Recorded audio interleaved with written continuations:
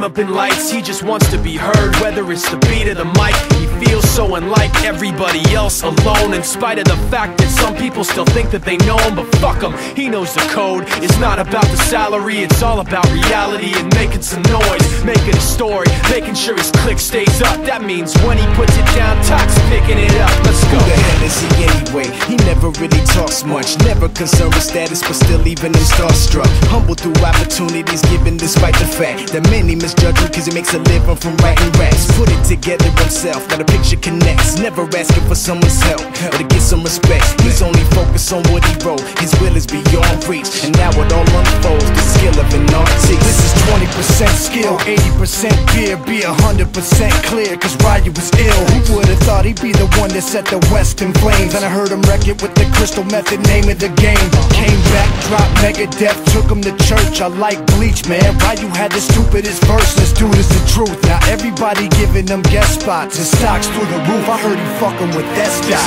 This is 10% luck, 20% skill, 15% concentrated power of will, 5% pleasure, 50% pain, and 100% reason to remember the name. They call him Ryu, he's sick and he's spitting fire. And Mike got him out the dryer, he's hot. Found him in Fort Minor with top, but a fucking nihilist porcupine. He's a prick, he's a cock. The type women wanna be within rappers, hope he gets shot. 8 years in the making, patiently waiting to blow. Now the record with your notice taking over the globe. He's got a partner in crime, his shit is equally dope. You won't believe the kind of shit that comes out of this kid's throat.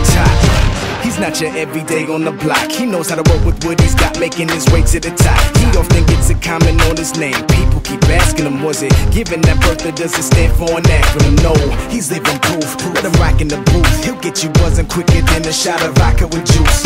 Him and his crew are known around as one of the best, dedicated to what they do and give 100%.